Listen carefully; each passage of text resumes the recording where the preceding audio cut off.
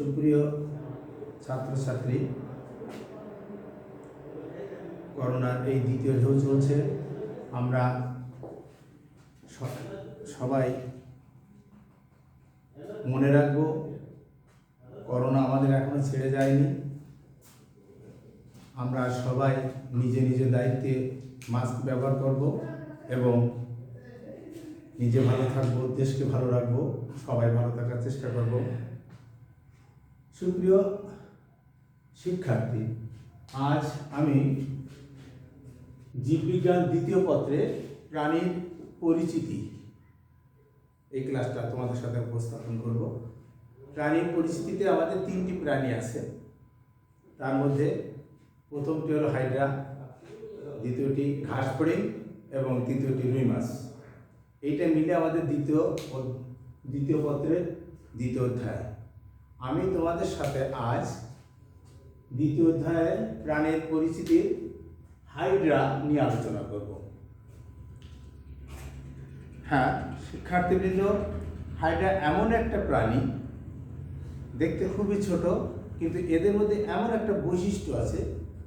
Abraham টেমলে সর্বপ্রথম 1744 খ্রিস্টাব্দে Abraham টেমলে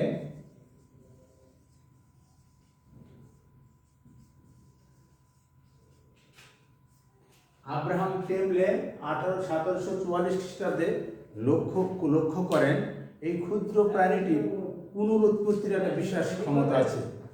পুনরুৎপত্তি কথার অর্থ, একটা জায়গা ক্ষত হলে সেখান থেকে সে অংশটুকু সঙ্গে সঙ্গে তৈরি হয়ে যায়। মাথা কেটে গেলে সেখান থেকে মাথা গজায়। এইভাবে এদের একটা বিশেষ পুনরুৎপত্তির ক্ষমতা তিনি লক্ষ্য করলেন। ক্যারোলাস লিনিয়াস 1757 খ্রিস্টাব্দে 1757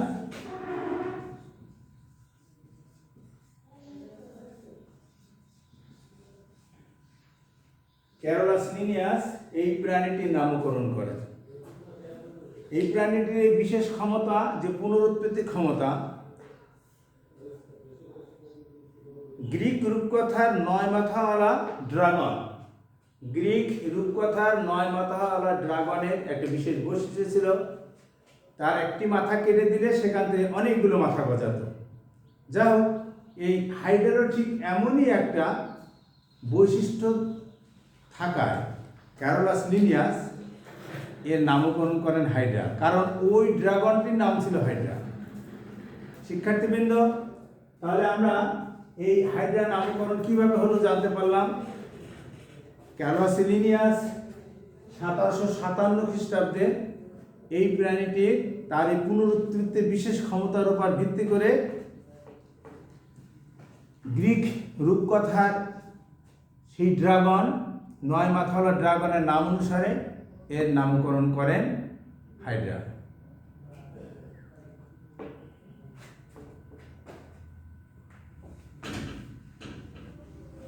শিক্ষার্থীবৃন্দ, হাইড্রা সম্পর্কে আমরা একটু তথ্য পেলাম। আর আজকের পাঠ্যটা আমরা আসলে যা শিখব সেটা হাইড্রার বিভিন্ন প্রজাতি সম্পর্কে জানবো, হাইড্রার স্বভাব বাসস্থান সম্পর্কে জানবো, হাইড্রার বাহ্যিক গঠন সম্পর্কে বর্ণনা করতে পারবো এবং হাইড্রার বহিতকের কোষ সম্পর্কে আমরা বর্ণনা দিতে পারবো।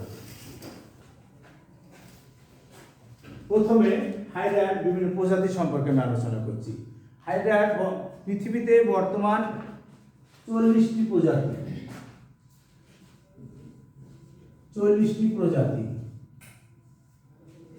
বর্তমান পৃথিবীতে হাইড্রার 40টি প্রজাতি বর্তমান।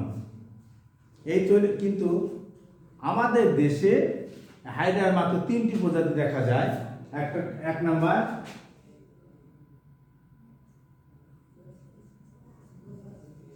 Hydra অলিগ্যাকটিস,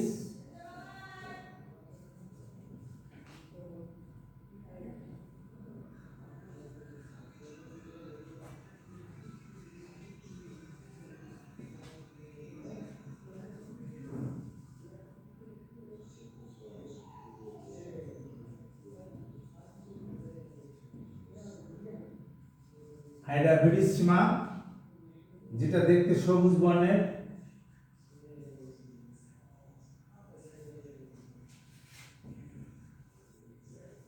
Hydra ভালগেরিস।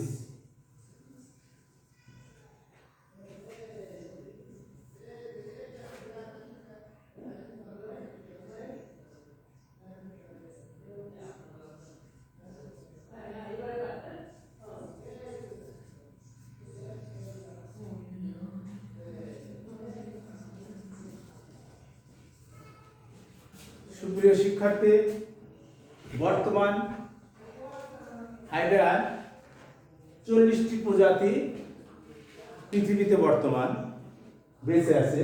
তার মধ্যে বাংলাদেশে পাওয়া যায় 3টি প্রজাতি, হাইড্রা অলিগার্টিস যেটা দেখতে বাদামি রঙের, হাইড্রা ভিডিসিমা দেখতে সবুজ বর্ণের, হাইড্রা ভালগেরিস বর্ণহীন বা হলুদ বাদামি বর্ণের। আমাদের পাঠ্য তালিকায় এই হাইড্রা ভালগেরিস নিয়ে আমরা আলোচনা করব। হাইড্রা ভালগেরিস নিয়ে আমরা আলোচনা করব। তাহলে শিক্ষার্থীবৃন্দ, আমরা বলতে পারি যে বাংলা পৃথিবীতে 40টি প্রজাতির হাইড্রা এখনো বর্তমান। তার মধ্যে বাংলাদেশে পাওয়া যায় 3টি প্রজাতি, Hydra oligactis, Hydra viridissima and Hydra ভালগেরিস।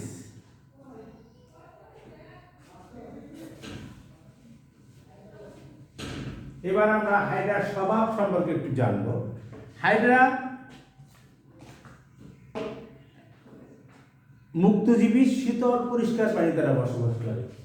Hydra কেমন? মুক্তজীবী। হাইড্রা মুক্তজীবী, পানিতে ভেসে বেড়ায় এবং কোনো বস্তুর সাথে, সাধারণত মাটির পানির নিচে কোনো বস্তু সংলগ্ন কোনো বস্তুর সাথে এরা পাদচাকতি দিয়ে লেগে থাকে। কিভাবে লেগে থাকে আমরা বলছি স্বভাব। এরা সাধারণত ঘোলা পানিতে এদেরকে পাওয়া যায় না, এরা পরিষ্কার পানিতে এদের বসবাস করতে দেখা যায়। হাইড্রা ভালগেরিস এদের যেখানে স্রোত সবসময় চলতে থাকে সেই সমস্ত জায়গায় এরা বসবাস করতে পারে না, যেখানে বদ্ধ পানি কিন্তু পরিষ্কার পানি, সেখানে এই সমস্ত হাইড্রা আমরা খুব সহজে পেতে পারি। এরা বিশেষ করে আমরা দেখছি এদের পুনরুৎপত্তির পর্যন্ত ক্ষমতা রয়েছে। স্বভাবটা হলো এমন পুনরুৎপত্তি, যখন যে কোনো স্থান ভেঙে গেলে সেখান থেকে নতুন করে সে অংশ গঠিত হয়। শিক্ষার্থীবৃন্দ, এবার আমরা একটা হাইড্রার বাহ্যিক গঠন সম্পর্কে জানবো। হাইড্রার বাহ্যিক গঠন।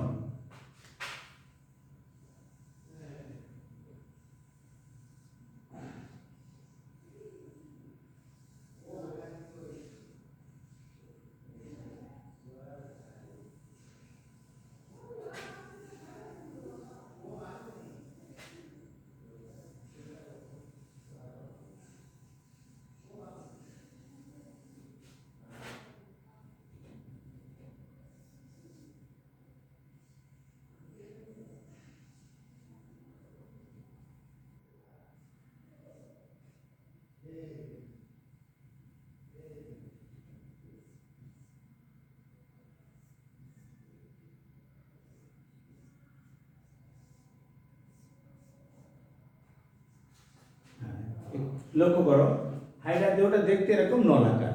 হাইড্রার দেহটা দেখতে কেমন? নলাকার। এদের সম্মুখ ভাগটা উন্মুক্ত, মুখের এখানটা হলো, এটা হচ্ছে হাইপোস্টোম।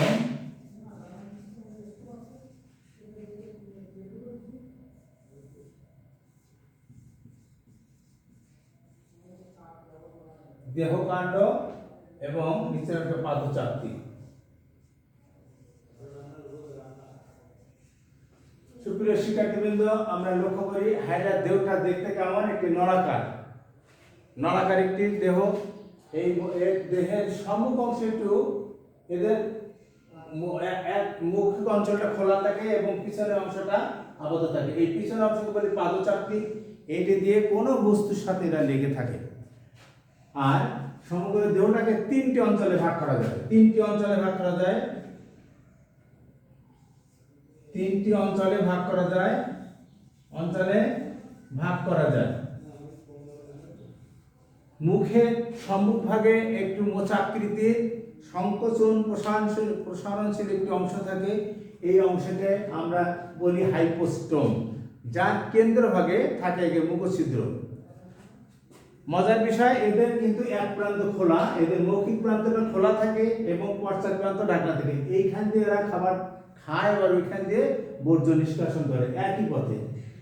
এই হাইপোস্টোমের ঠিক কেন্দ্রভাগে এদের মুখছিদ্রটা থাকে এই মুখছিদ্র দিয়েই খাদ্য বস্তু পানি সব ভিতরে ঢোকে এবং এখান দিয়ে আবার বর্জ্য পদার্থরা দেহ থেকে নিষ্ক্রান্ত হয়। সুপ্রিয় শিক্ষার্থী মণ্ডলী, আমরা জানলাম হাইড্রার দেহকে তিনটি অঞ্চলে ভাগ করা যায়। উপরের মুখ ছিদ্রকে ঘিরে যে উঁচু মোচাকৃতির অংশ থাকে তাকে বলি আমরা হাইপোস্টম। হাইপোস্টম থেকে পাদচাকতি পর্যন্ত এই অংশকে বলা হয় দেহকাণ্ড।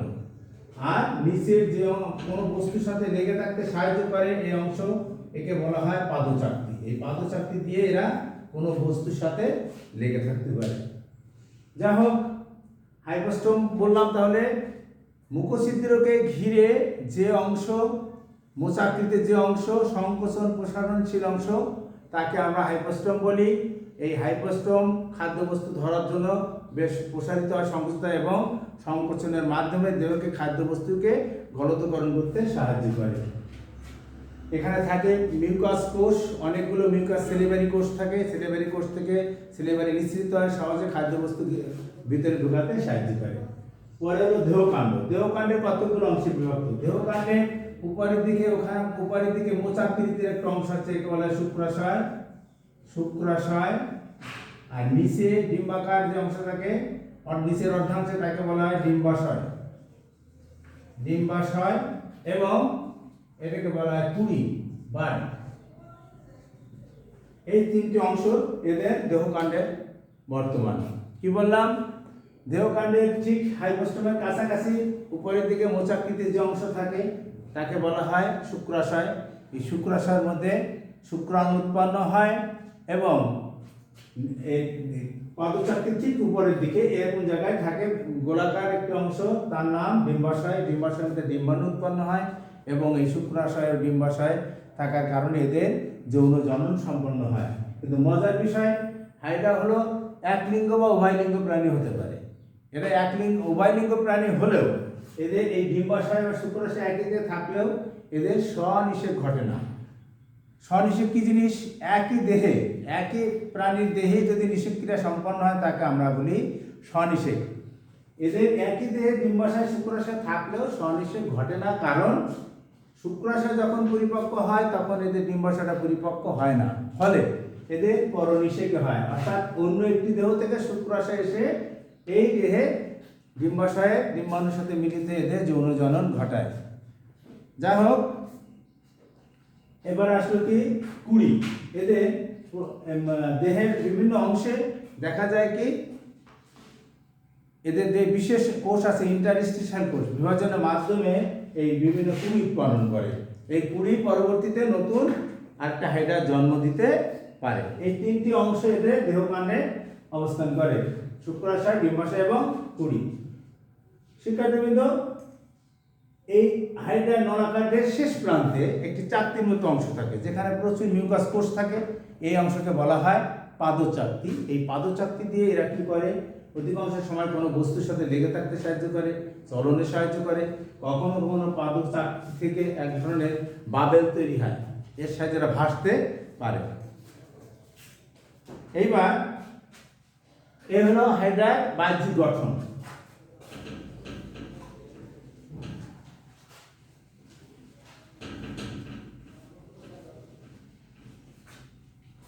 শিক্ষার্থীবৃন্দ, আমরা শিখেছি যখন শ্রেণীবিন্যাস পড়লাম সেখানে আমরা জানি হাইড্রা একটি দ্বিস্তরী প্রাণী। এখন প্রশ্ন হলো দ্বিস্তরী প্রাণী কারা আর ত্রিস্তরী প্রাণী কারা? দ্বিস্তরী প্রাণী যাদের ভ্রূণ পরিস্ফুটনের সময় একটোডার্ম এবং এন্ডোডার্ম নামক দুটো কোষী স্তর থাকে তাকে দ্বিস্তরী প্রাণী বলি।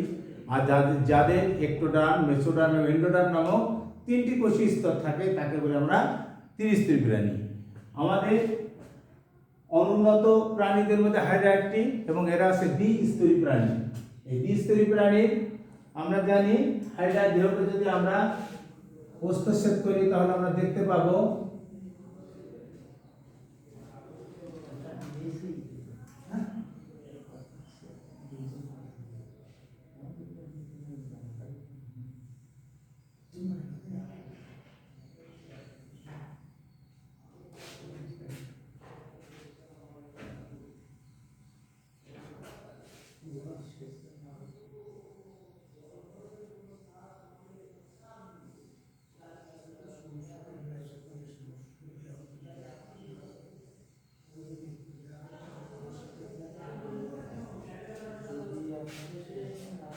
লক্ষ্য করো শিক্ষার্থীবৃন্দ, হাইড্রার দেহকে যদি আমরা প্রস্থচ্ছেদ করি তাহলে আমরা হাইড্রার দেহে এরকম দুটি স্তর দেখতে পাই। এটাকে বলা হয় এপিডার্মিস, এটাকে বলা হয় এন্ডোডার্মিস।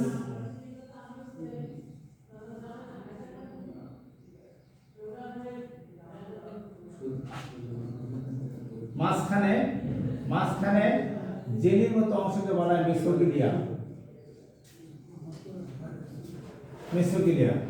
হাইড্রার দেহকে যদি আমরা প্রস্থচ্ছেদ করি তাহলে দেখতে পাবো হাইড্রার দেহে দুইটি কোষীয় স্তর আছে। বাইরের স্তরকে বলে এক্টোডার্ম বা এপিডার্মিস এবং আর ভিতরের স্তরকে বলা হয় এন্ডোডার্মিস।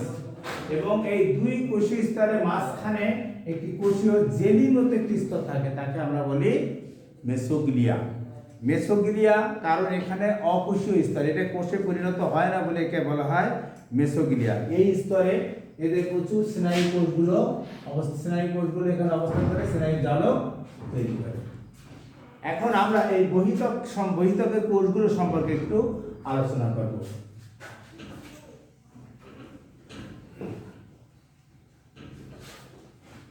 আমরা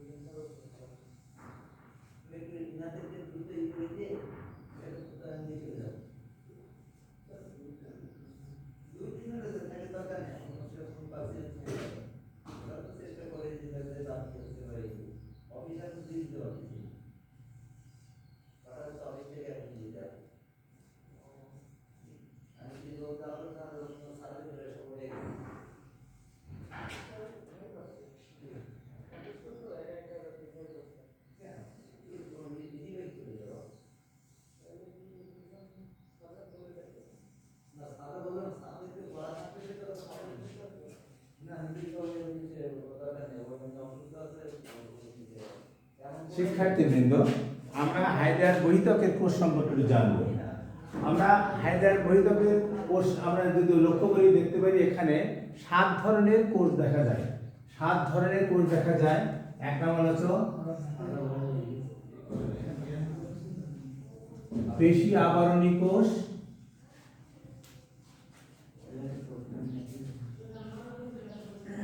ইন্টারস্টিশিয়াল কোষ,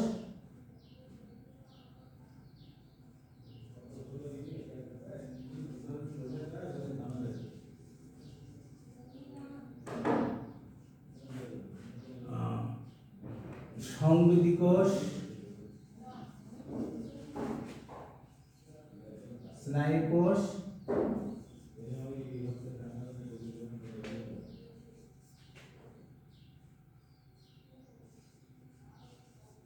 জনন কোষ,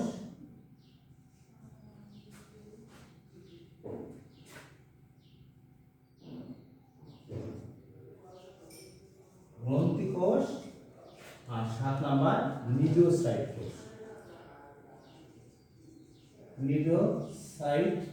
কোষ। আমরা একটু আলোচনা করি ছোট ছোট করে। হাইড্রার বহিতকের যে কোষগুলো আমরা দেখি পেশি আবরণী কোষ, ইন্টারস্টিশিয়াল কোষ, সংবেদী কোষ, স্নায়ু কোষ, জনন কোষ, গ্রন্থি কোষ এবং নিডোসাইট কোষ। এই 7 প্রকার কোষ দিয়ে এদের বহিতকটা গঠিত। শিক্ষার্থীবৃন্দ, এই বহিতকের কোষ সম্পর্কে তোমাদের খুব ভালোভাবে জ্ঞান থাকা দরকার, কারণ আমরা পরীক্ষার ক্ষেত্রেও দেখতে পাই এই বহিতক কোষ থেকে কিন্তু প্রশ্ন হয়। বিশেষ করে বহিতকে বিশেষ একটি কোষ আছে, তার নাম নিডোসাইট কোষ। মনে করি নিডোসাইট কোষ থেকে এই পর্বের প্রাণীর নাম হয়েছে নিডেরিয়া। সুতরাং এই কোষটা সম্পর্কে আমাদের ভালোভাবে জানতে হবে। আমি ছোট ছোট করে আলোচনা করার চেষ্টা করছি। পেশি আবরণী কোষ, প্রথমে পেশি আবরণী কোষ। পেশি আবরণী কোষ শব্দটা থেকে আমরা বুঝতে পারছি একটা পেশির মতো কাজ করে এবং আবরণের মতো কাজ করে। সুতরাং পেশির মতো কেমন কাজ করে, এই কোষটি দেখতে বাইরের দিকটা চওড়া এবং ভিতরের দিকটা হলো সরু। এই চওড়া প্রান্তে থাকে ছোট ছোট গহ্বর আর মজার বিষয় দেখো, যেহেতু প্রাণীদের গহ্বর থাকার কথা না, তারপরে হাইড্রারে বহির্ত্বকের কোষগুলোতে গহ্বর দেখা যায়। তারপরে একটি নিউক্লিয়াস থাকে, আর এই বৈশিষ্ট্য হলো এর উপরের দিকে থাকে কিছু মিউকাস দানা, বাইরের প্রান্তটা প্রশস্ত এবং নিচের প্রান্তটা থাকে সরু। এই সরু প্রান্তের যে ফাঁকা স্থান, এই ফাঁকা স্থানগুলোতে হাইড্রা অন্যান্য কোষগুলো ধারণ করে। আর এই মায়োনিন তন্তু নামক একটা বিশেষ ধরনের তন্তু হাইড্রা দেহ থেকে, আবরণী কোষ থেকে এই স্নায়ু কোষের সাথে সংযুক্ত থাকে।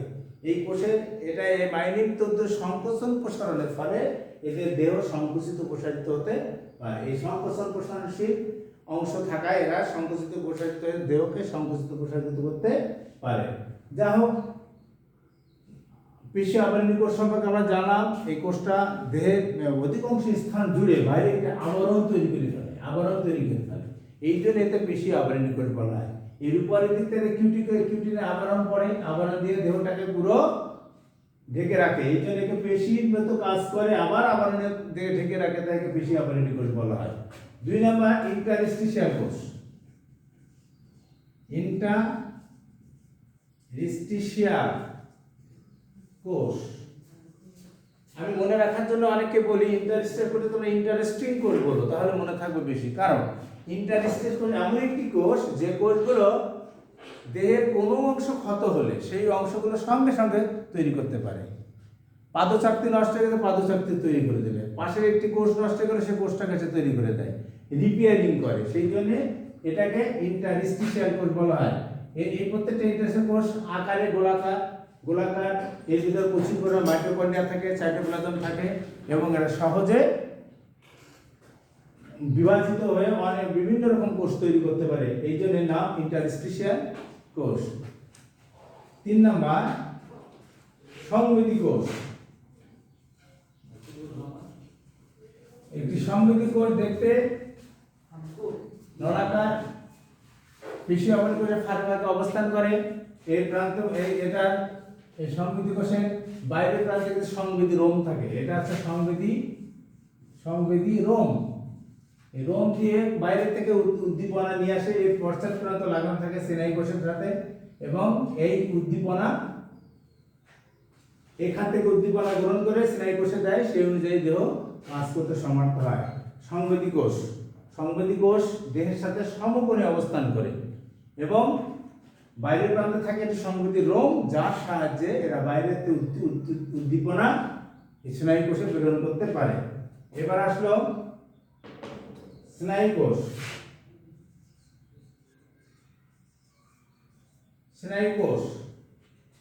মেসোগিলিয়া দেশে অসংখ্য স্নায়ু কোষ থাকে। এর স্নায়ু কোষের এই যে শাখা পোশাখা এডসন ডেন্ড্রাইট যা বলি, তার সাথে সারা মেসোগিলিয়া দিয়ে এদের একটা স্নায়ু জালক তৈরি করে এবং বাইরের সংবেদী কোষের যে উদ্দীপনা, সেই উদ্দীপনা অনুযায়ী মেসোগিলিয়া এই স্নায়ু কোষগুলো প্রতিবেদন সৃষ্টি করতে। স্নায়ু কোষ। এবার হলো 5 নম্বর হলো জনন কোষ।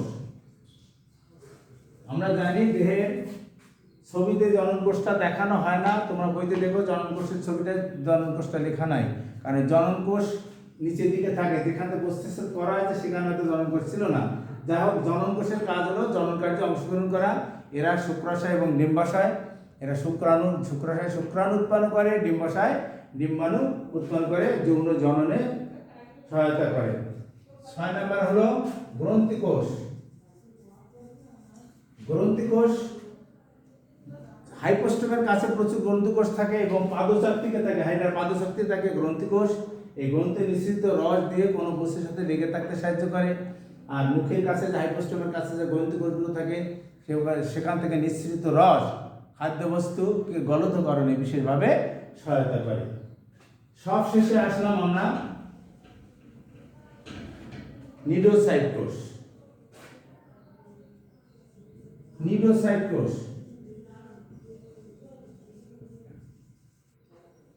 হাইড্রাদের সবচেয়ে ইম্পর্টেন্ট কোষটির নাম হলো নিউটোসাইট কোষ। এই নিউটোসাইট কোষ খাদ্যবস্তু ধরতে, চলতে এবং শত্রুর আক্রমণ থেকে রক্ষা পেতে বিশেষভাবে এদের সাহায্য করে। আমি একটু আঁকাই ছোট করে।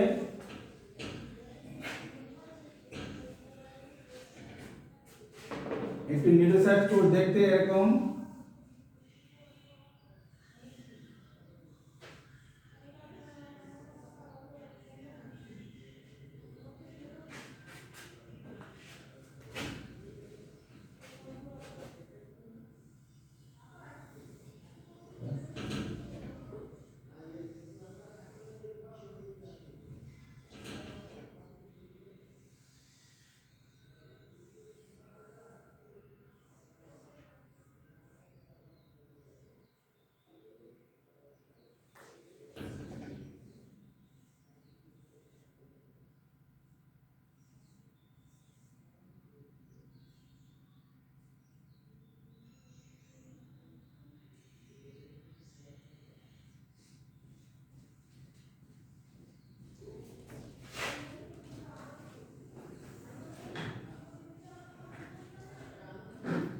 শিক্ষার্থীবৃন্দ,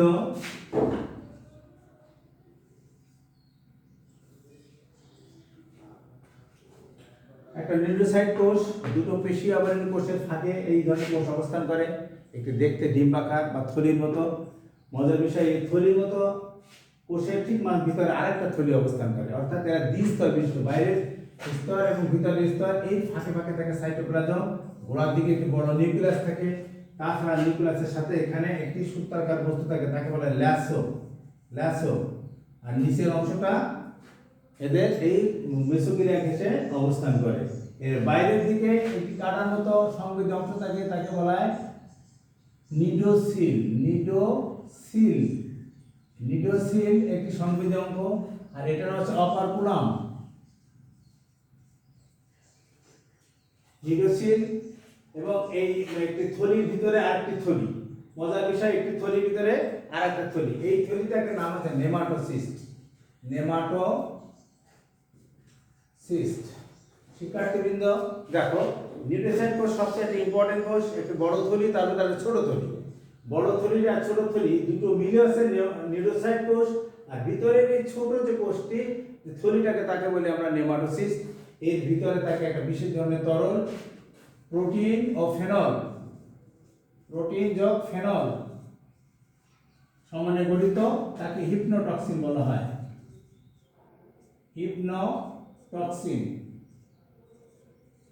টক্সিন দেখে আমরা বুঝতে পারছি একটা বিষাক্ত পদার্থ। প্রোটিন আর ফেনল যোগে গঠিত এই হিপনোটক্সিন। এই হিপনোটক্সিন দিয়ে কোনো খাদ্য বস্তু, জীবিত বস্তুকে তারা আড়স করে অবাস করে ফেলে। যা এই থলির ভিতরে একটি পেঁচানো সূত্রক থাকে। এই সূত্রকটা থলির ভিতরে উল্টো অবস্থায় থাকে। এটা যখন বাইরে নিক্ষিপ্ত হয় তখন সোজা হয়ে যায়। এর গোড়ায় থাকে বড় বড় দুটো কাঁটা, তিনটি কাঁটা, তাকে বলা হয় বার্ব। আর এখানে থাকে কতগুলো ছোট ছোট বারবিউল। এই সব কিছু মিলে এদের দেহটা, থলির ভিতরে থাকে হিপনোটক্সিন, গোড়ায় একটি বাট থাকে, বাটের সাথে সূত্রকটা ভিতরে যখন তাকে পেঁচানো থাকে এবং বাইরে নিক্ষিপ্ত হলে এটা সোজা হয়ে যায়। এবং এর গোড়ায় থেকে তিনটি কাঁটা, তাকে আমরা বার্ব বলি। এবং কাঁটার সম্মুখ দিকে আরো 2-3 সারি ছোট ছোট কাঁটা থাকে, তাকে আমরা বার্বি বলি। যাই হোক, আজকে আমরা এই নিয়ে আলোচনা করব না। আগামী দিন এই নিউরোসাইট কোষ, শুধুমাত্র নিউরোসাইট কোষ অনেক বড় একটা বিষয়। নিউরোসাইট কোষ সম্পর্কে সামনের দিন আলোচনা করব। আজ পর্যন্ত ইতি টানছি। তোমরা সবাই ভালো থাকো। আশা করি ক্লাস তোমরা বুঝতে পেরেছো। এবং সামনের দিন নিউরোসাইট কোষ সম্পর্কে তোমাদের ডিটেইলস জানাবো। যখন 7টা কোষের বর্ণনা করবে, তখন নিউরোসাইট কোষ সম্পর্কে তোমাদের ছোট করে আমার মতো বলতে হবে। আর শুধু নিউরোসাইট কোষের গঠন তোমাদের পরীক্ষা আছে, তখন এটা এলাবোরেট করে লিখতে হবে। সামনের দিন আমি এটা নিয়ে আলোচনা করবো। ধন্যবাদ সবাইকে।